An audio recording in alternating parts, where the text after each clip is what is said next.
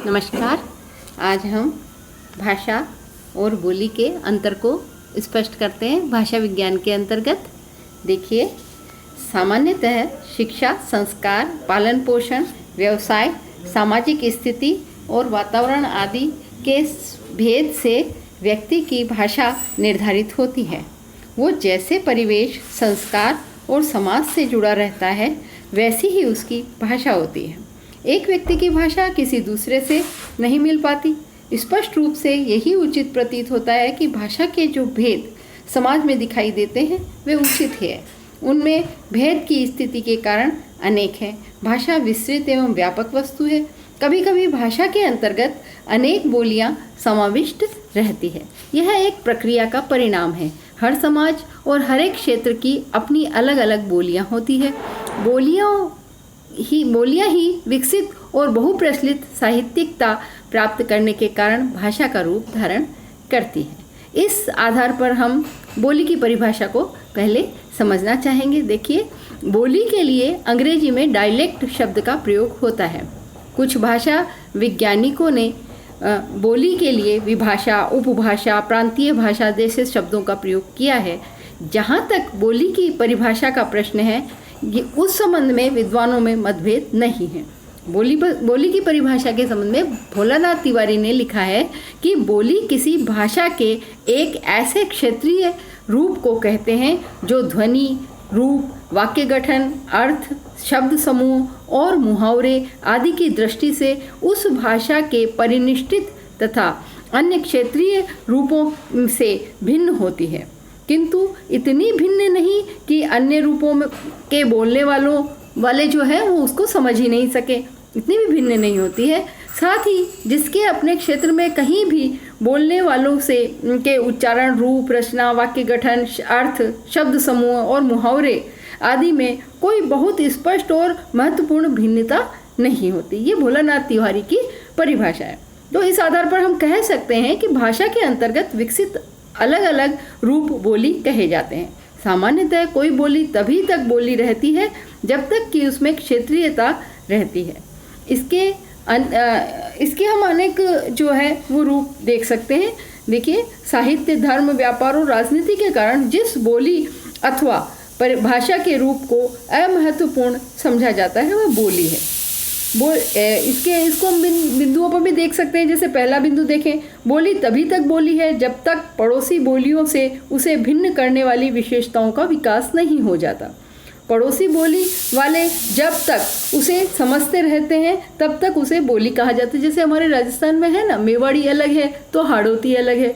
तो कोटा के क्षेत्र में जो हाड़ौती बोली है वह हमारे मेवाड़ के क्षेत्र की बोली से बिल्कुल भिन्नता, अलग अलग थोड़ा सा अंतर है। किंतु जब राजस्थानी कहा जाए तो वो पूरे राजस्थान की मारवाड़ी, मेवाड़ी, ढूंढारी, ये पूरा क्षेत्र एक हो जाता है।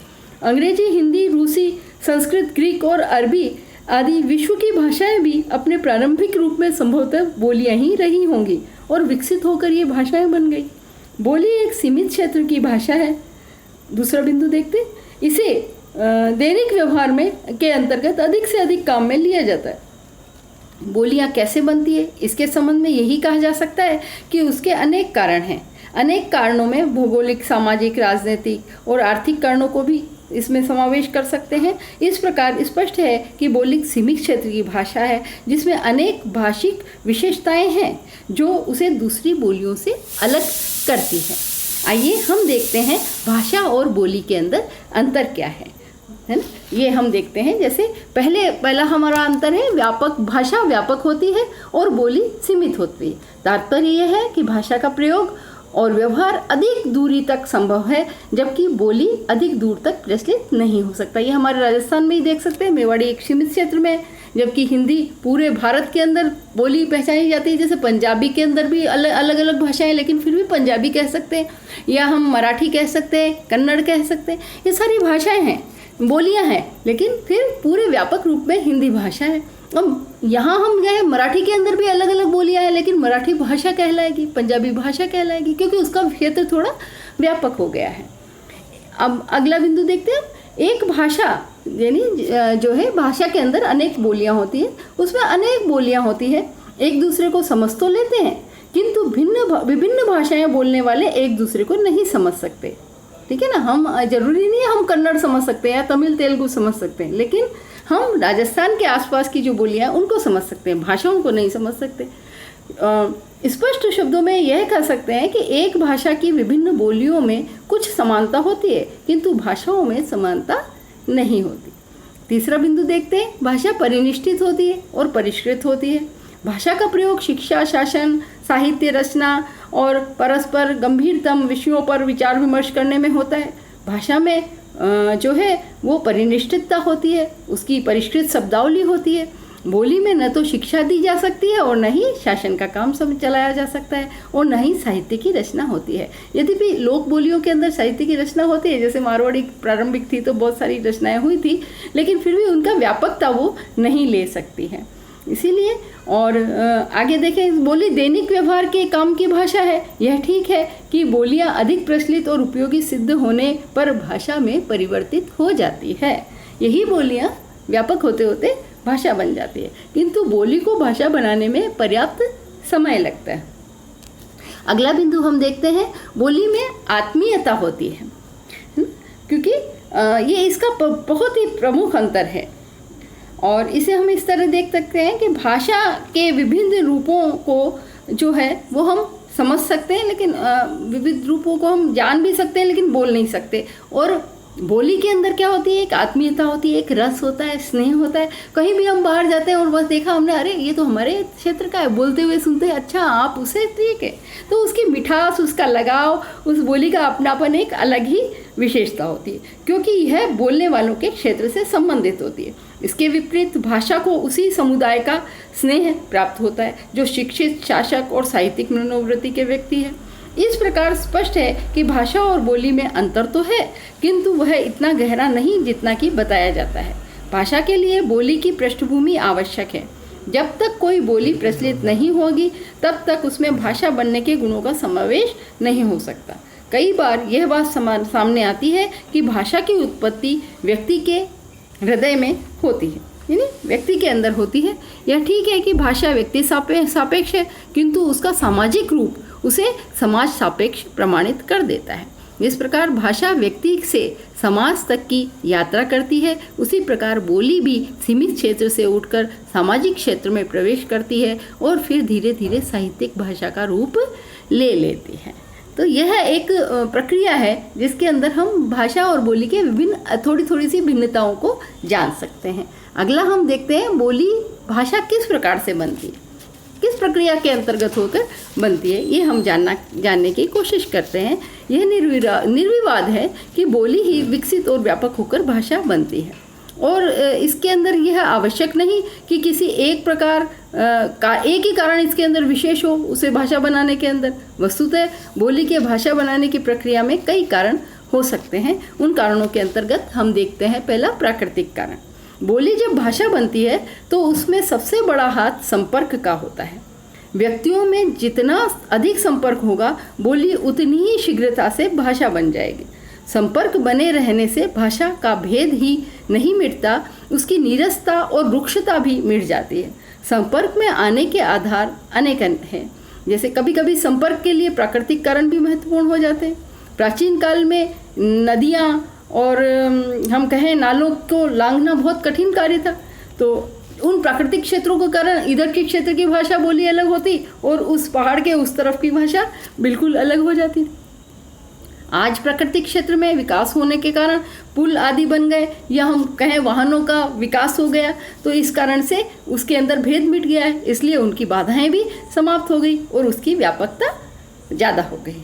तो प्राकृतिक बाधाएं दूर हो गई और मनुष्य आधुनिक साधनों के कारण उसकी दूर होने के कारण उसकी बोली, जैसे अब देखो आप राजस्थानी जो है कहाँ कहाँ गए हुए हैं, साउथ के अंदर जाते हैं तो वहाँ वो अपने उस बोली को मिलाकर अपनी अलग बोली, बंगाली में दक्षिण में क्या कहते हैं, हम बंगाल में चले जाते हैं तो वो वहाँ मिलाकर अपनी राजस्थानी को अलग तरीके से बोलते हैं। तो इस प्रकार से उसको अलग अलग प्राकृतिक जो रूप भाषाएँ हैं वो उस अलग अलग रूप में विकसित होती चली जाती है।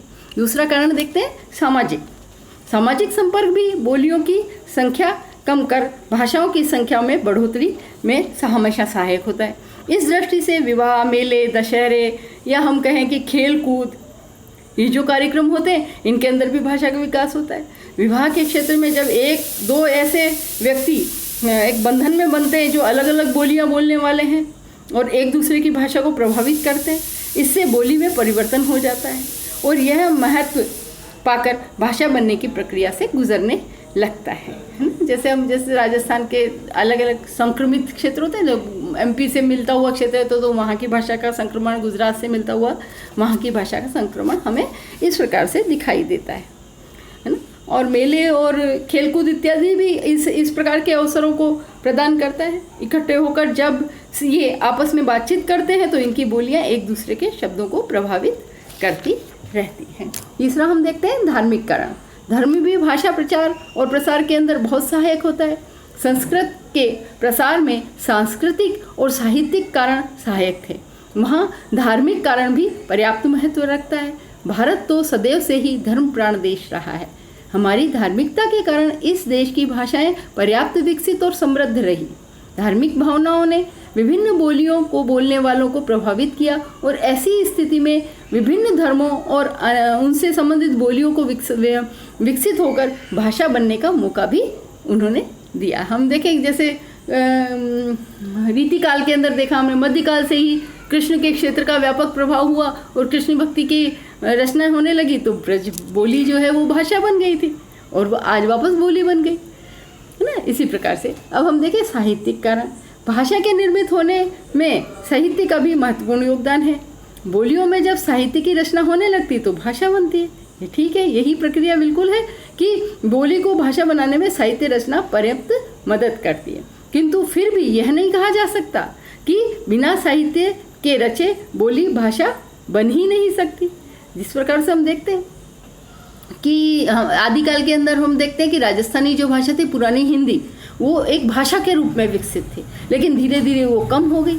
फिर मध्यकाल के अंदर ब्रज भाषा आ गई है ना, जिसके अंदर जैसे हम कहें विद्यापति की मैथिली भाषा, सूर की ब्रज भाषा, तुलसी की अवधी भाषा, और किंतु व्यापक साहित्य रचना के कारण उन्होंने भाषा का रूप धारण कर लिया।